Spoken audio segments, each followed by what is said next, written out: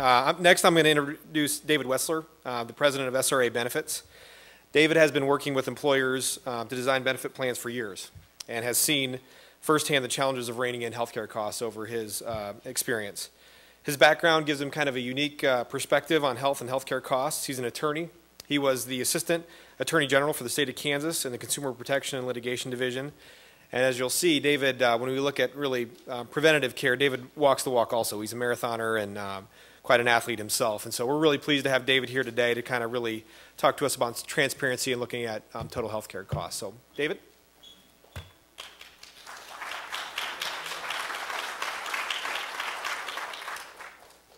Thank you, everybody.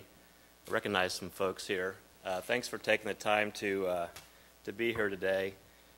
When Pam asked me to speak today, I think she was looking for the dumbest person she could find that would claim that they could control healthcare costs, and so you found them here. I'm going to claim that that's possible. In fact, I got to get my glasses on here. This is actually a version of an ad that went out from Blue Cross this past week to the consumers in Kansas City. Can you hear me? No. Okay. So we're either going to do that or you need to get closer. Okay. Which do you want? I'll stick here. Okay. This is actually an ad from that we've kind of played with a little bit, but it went to the consumers in Kansas City this past week, and basically it's kind of playing all of on our jaded view of healthcare costs. And the idea here is that do you really believe in Martians or flying saucers or time travel or even controlling healthcare costs? And obviously, if we took a ballot today, my guess is controlling healthcare costs probably would not win that ballot. But that's kind of the backdrop where we're starting today, and probably my challenge in trying to convince you today that there are some tools that you might be able to use going forward to control healthcare costs. So you see these lemmings here. They're getting ready to fall off the cliff, and I think that's a pretty good image of what businesses feel like today when we're talking about healthcare costs. And really, as a business, you have two choices. You can let rising healthcare costs continue to eat away at your profits, or you can do something about it. So today, we're here to talk about what you can do to help control the runaway healthcare costs. But before we get going too far, I do want to talk about kind of where we are. And it's kind of an ugly story. It's a story that you guys know, but I'm going to make you sit through one slide and hear how horrible it is at this point. So let me start with the bad news. The old model does not work. New health care reform laws, despite what the politicians are telling you, will not lower your costs. Employees are overweight. They're more susceptible to illness and chronic disease and have no understanding of the true cost of health care or even know how to find the best care. We're going to talk about that today.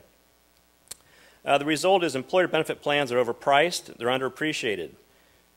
Some studies suggest that you as the employer pay $4,000 more per year for health care for your people than you should.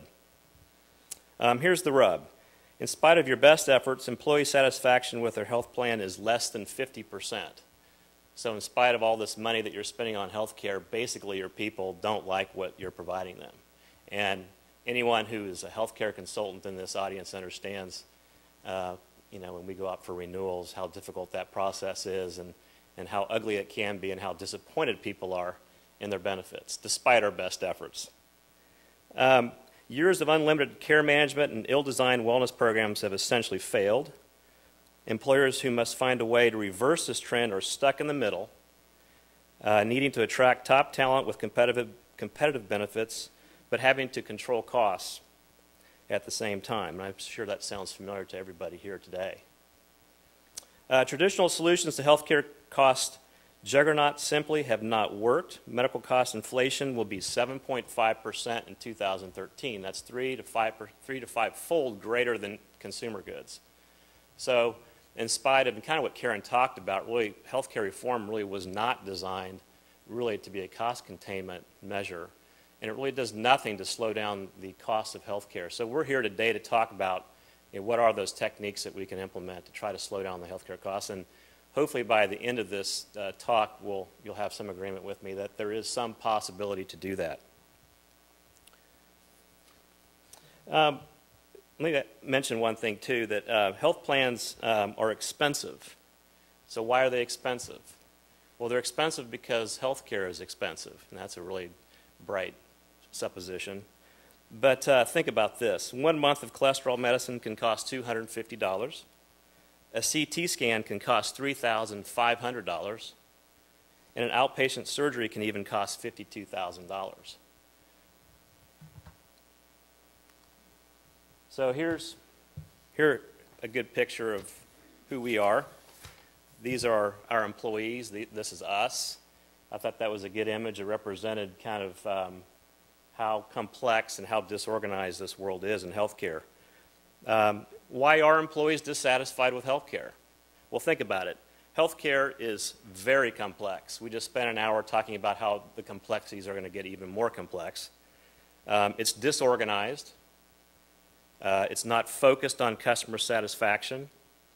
And if you've ever tried to reconcile an incorrect medical bill and an explanation of benefits, you know exactly what I'm talking about. And in fact, I brought a prop here today, and you're not going to be able to see this, but this is my explanation of benefits that I just received for my well-person exam from Blue Cross Blue Shield.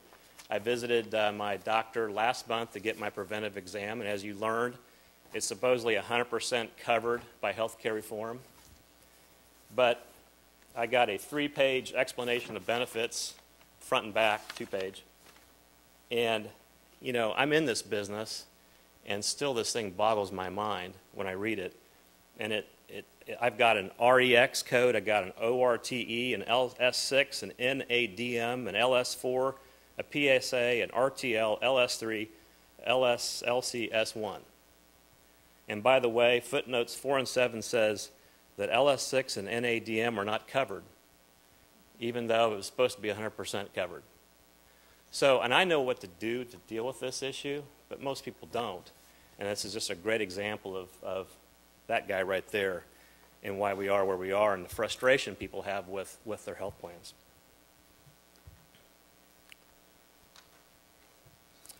Okay, so after today, you, the employer, will have inside knowledge on how to avoid the mistakes that your competitors are making.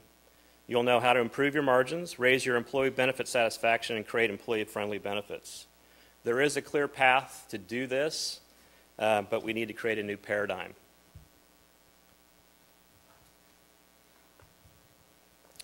Okay, so new paradigms start with fresh perspectives. Today, employer benefit decisions are influenced by groups and individuals who specialize in insurance and pay medical claims. And I'm curious, does anyone know really who I'm talking about there? Who are making the true decisions on what stuff costs and what kind of benefit plans we have out there? Anyone have any ideas? It's people like me. It's people like medical managers in offices. It's hospital administrators. But it's certainly not the patients, and it's certainly not the doctors themselves. And therein lies the problem. Unfortunately, knowing how to negotiate insurance rates and discounts has very little to do with how people actually receive care and make decisions. And as a result, the traditional insurance models distort the reality of health care for its most important consumer, the patient. And you can see that patient looks like she's wigging out, getting ready for some sort of dental exam, looks like. So really our task today is to shift the paradigm to allow the patient to step above the fog and find themselves as powerful consumers with the ability to demand higher value and more effective cost care. Once you rise above the fog, you can clearly see a few fundamental principles. And these are critical principles, and these are ones that you've not heard before, I would think, but we'll see. So basically what you're going to hear today a little bit more is that many healthcare services are truly commodities. Cost varies by provider. Only patients and physicians make healthcare decisions, and patients educated as savvy consumers can actually reduce costs. But if you don't make this shift, your employees will continue to pass through the healthcare system, making poor decisions and costing your company a lot of money. There is a way to solve both the employer costs and employee satisfaction problems, but it's a multi-step process that starts with looking at your benefit design. And we're going to chat a little bit about benefits design real quick here. And I imagine there will be some folks that will agree with me and some will disagree with me on this, but we'll see. My estimation at least is this, that your point of view of health insurance has to shift from expensive first dollar coverage with no employee support or tools. And it has to shift to this new paradigm built around these four principles. Basically, it needs to be affordable, and I think we'd agree on that. There has to be shared financial responsibility for medical services. You need to provide coverage for catastrophic events. And critically, you've got to provide employee tools and support services. And we're going to talk about those in a minute. Health plan design. Let's talk about that a little bit more. The goal of effective health plan design process is selecting a plan that provides effective coverage for the employee at a cost that the employer can afford. To many companies, this design process simply means making tweaks at annual enrollment. And I think probably a lot of us have been here where we've tweaked our deductible from $250 to $500, or we've tweaked the copay from $20 to $25. And how many people here believe that those really helped solve the problem or help reduce costs? I mean, it's probably cost shifting, but did it really actually help slow the cost trend? I don't think so, but maybe perhaps some have felt that way. The concept of shared financial responsibility is the most powerful motivator that, for patient behavior change. We're going to talk a little bit more about that here right now. And this is a really significant slide here. And the chart's really important for a variety of reasons. Number one, it's a list of common procedures and their range of costs. If you take some time to look at that slide, I imagine you'll see some costs that you've probably never seen for procedures. It shows us how the system has separated all of us, really including doctors themselves, who quite honestly don't know the cost of a lot of these goods, from the true cost of care. And it's also stunning how incredibly expensive care can be.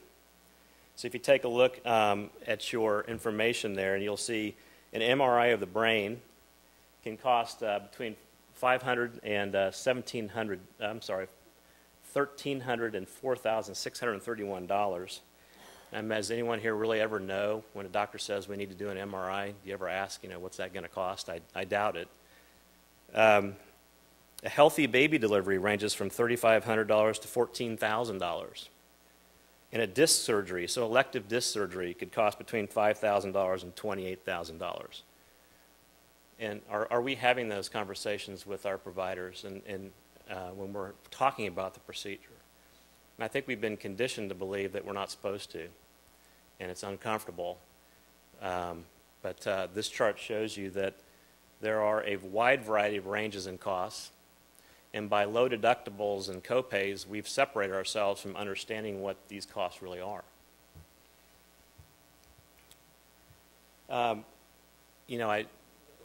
You undoubtedly know what a gallon of milk costs, what a flat screen costs, what a tank of gas costs, but you don't know what these things cost, and you don't know where to go to find out where the cost is.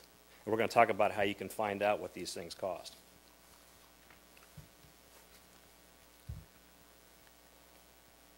Okay, so how many times have you heard this before at your company? Once I spend my $500 deductible, I could not care less how much my health care costs. Looks like I've spent my entire deductible. I guess I need to get some more work done before the end of the year. And I think that's very typical comment. It's our psychology, and I've got to admit to you, my wife is on a great plan with Blue Cross. She works for the county. She's a lawyer out there. And I had been on some consumer plans over the years, and just last year I moved to this plan. It's a $250 deductible. So I'm embarrassed to say that, but that's what it is. So it runs counter to everything I'm telling you, but the psychology works. I'm in that plan now, and I live that psychology. But here's the, and it does create this free spending mentality when you do get into these plans, and I can tell you that's true. But the principle that most of you probably know, but maybe you don't know, is especially if you're a group of over 100, really you're paying for all these expenses. I mean, a lot of people believe the insurance carrier is paying for them, but they're not. It's you. And so every time your person goes in and decides to get a back surgery that's $52,000 instead of the $14,000 option, you're paying for that. And that's something that the general public has just not ever really got a grasp on, but it's an important concept to understand. So really the only way to change the psychology is to create a plan that discourages overspending. So talked a little bit about copays, but copays basically have the same fundamental psychological impact on employees as low deductibles and first dollar coverage. They destroy the connection between the true price of health care and the cost of the employee. We may pay $30 for physician services, $100 to go to the emergency room, $10 for a generic drug, or $75 for a name brand drug. And we all believe, most of us probably believe, that that's the cost of those services and those goods. But they're not. And so, for example, if you go see a cardiologist and he charges you a $30 copay and runs a whole battery of tests, the actual cost to your group is probably around $1,000. But in your mind, you believe it's a $30 deal and you're happy to do it. And in your mind, it's a good deal for you. But ultimately, you're in a group and you're in a group together, and over time, as you continue to make these charges, the group's affected. So what's the solution? And I would suggest that you eliminate copays. Now, a lot of people probably don't like that idea. We all like our $25 copays. But as an employer, if you're looking at this through the eyes of an employer, I would suggest that's probably one of the most powerful things you can do, because they basically destroy the connection between the employee and the true cost of health care.